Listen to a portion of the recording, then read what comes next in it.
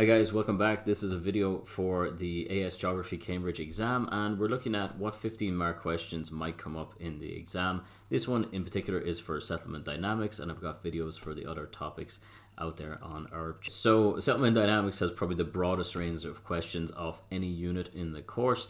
So we don't see many examples of the same question coming up again and again. So this one here is about the CBD with the 8 of examples. How far do you agree that the CBD are in decline?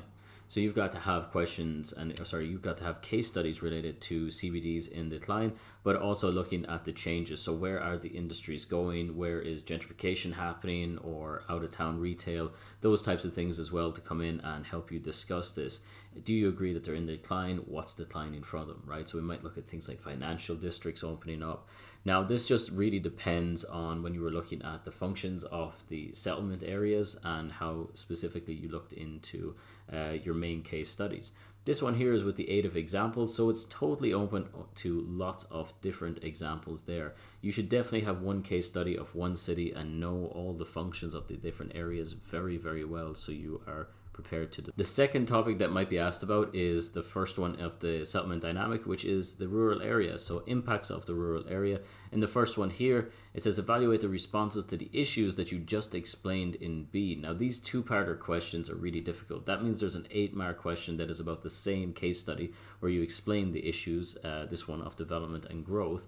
And then in the C part, you're only left with an evaluation on the responses to the issue. So how are they trying to overcome it?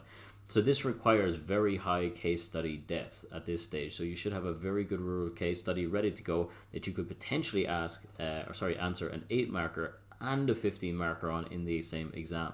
Both here are the same. A lot of times questions are repeated, or the answer that you give with this is completely usable for another question that might come up, but ask the same thing but in a different way. But we don't see it too often in settlement dynamics. There's a lot of diversity in a lot of the questions.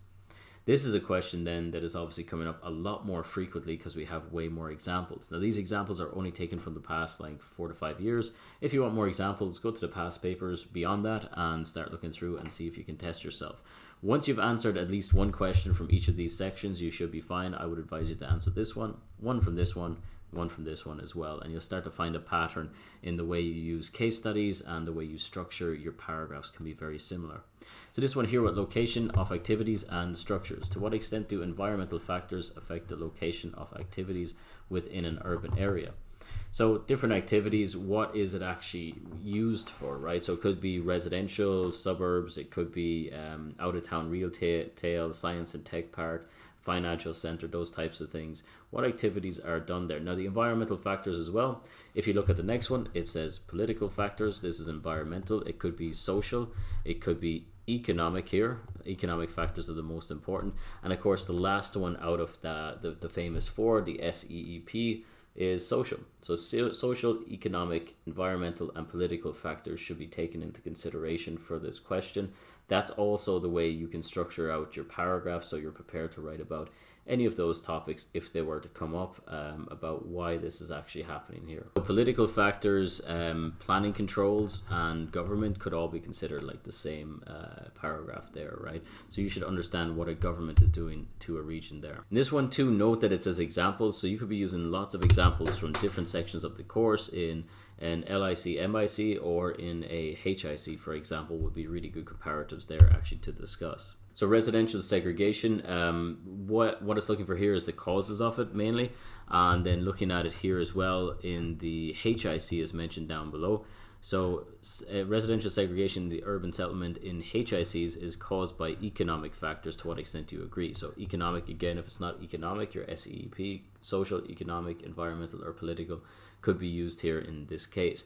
Now this is a question that I've actually answered in a model answer, and a similar question that we've answered in a model answer in the course that's in the link below. So this is a plug, but within the course you can learn how to structure and answer 15-mark questions perfectly, 8-mark questions perfectly, and all the other ones as well. So there's examples from all the units, not every single possible topic, but there's something like 50 essays there anyways to have a look through. So issues with urbanization and urban renewal, and this kind of leads back to this idea that we could have used similar topics in Similar ideas and themes and case studies from this question we could have used in the first one about the CBD actually. So this requires you to know an urban renewal project and to have an idea about urbanization and its impact on a city, and obviously you need a HIC case study. In total though, these issues then could delve into the last section, which was on segregation as well. So issues of segregation could be solved by urban renewal.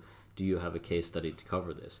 Now, this is showing you that it can be easier sometimes with settlement dynamics to see a new question and to bring in information from your other case studies into it to discuss. It's very open and allows you to use with the aid of examples, so that's plural, as many examples as you want. Rural to urban migration, urban to rural migration. Now in the migration section we also looked at this, and I mentioned that there can be overlaps, big overlaps with migration here, and if you're really comfortable with migration, this is obviously a thing that you would like to see coming, but if you're not, then it's going to make it a lot more difficult.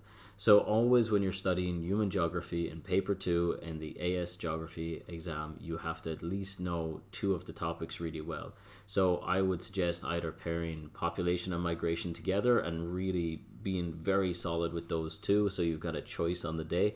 But also if there's a crossover question in migration that looks something like this and you don't have the case study knowledge, that you've got to back up with like population, for example. But on the other side, you could pick settlement dynamics, which you probably did if you're watching this video. And if you pick settlement dynamics, then you can also study migration as your second case study. And if a question like this comes up, then you're going to be able to answer it and be quite confident. So with increasing levels of economic development, cities will decrease in population size. With the aid of examples, to what extent do you agree? Next one then is improvements in transport and communication may make rural settlements more attractive for urban to rural migration. So really it's looking at, the main influences on urban to rural migration, which will be covered mainly in migration, but you'll have specific case studies here and talk about the impacts of those. Shantytown management, you have to have one case study. Again, we've mentioned quite a few already, and you can see here that it's also coming on from part B of a question. So that means that in this exam, they asked an 8-mark question first to explain the challenges of managing a shantytown in this case. And then after the 8 markers, the 15 marker, and it's the attempts to resolve them. So causes, impacts, and the successful management, or to evaluate the management strategy. Even though there's not 3 questions on it on this page, that's what you have to be able to do if you choose to answer questions on settlement dynamic. The last case study, and you still have more, the last case study you have to know is how a city has had transport or power problems and how they've tried to overcome them problems. You've got to be able to evaluate it. So for here it says, for the case study of one named city, assess the extent to which the challenges of providing either power infrastructure or transport infrastructure have been overcome. So in this one you have a choice. You don't have a choice really for many things in the exam at all really in regards to 15-mark questions. So this is quite unique and could be overlooked. So you have to be aware of that yourself. And as well, you don't want to give yourself way too much to learn either. In the course specifications, it does ask you to either study power infrastructure or transport infrastructure. So there'll always be an option if it comes up. Again, this one is a little bit more specific, so you've got to choose here, which makes it easy to make a mistake. But also it says of one named city. I would suggest that you learn a separate case study on about one of these. So like transport infrastructure, London's done quite a bit. Things like congestion charges, those types of things, right? So that's another question that's actually on the course there too. LIC's MIC causes of issues due to urbanization. That sort of comes down to the shantytown, but I just wanted to put it there because it's a little bit different as well. It's not just about the informal settlement, but it is about changes, right?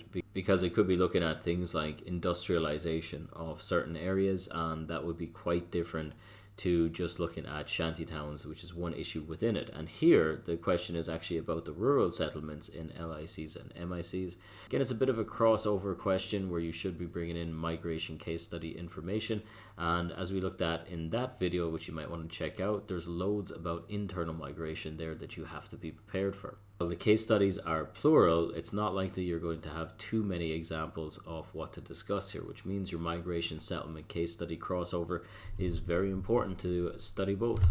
There you go. Those are the questions that may come up. Settlement dynamics definitely has the largest range of different questions and has the broadest range of case studies too, of any of the units in AS really. And there's high expectations with very specific questions as well, which makes it a little bit more difficult. However, as we saw in most questions, they do allow for case studies to be mixed and matched, and if you've got a good understanding of this and migration together, you should be pretty safe to answer those questions. Now, as always, I do recommend that for each of those pages that I just showed you, that you pick one question on it, develop it, and make sure you have a perfect response to it, and that will be a really good way to prepare for this unit in the exam. And a last reminder that realistically, they're not going to ask this exact question again. You're probably prepared to answer this question, but you've got to get kind of the skills to be able to plan a brand new question that you haven't seen before. Okay guys, I hope you liked that, and the only way to know if that was useful is if you give it a like or a comment or both, and also subscribe if you're interested in getting more things as well. Please comment below on aspects of the course that you want help with, and I'll be happy to make some short videos in the coming future. Last thing is, all the resources that might be available now or in the future are going to be mentioned in the comments below, including the website where you can go and check out any of those resources too. Okay, thanks for listening guys, see you soon.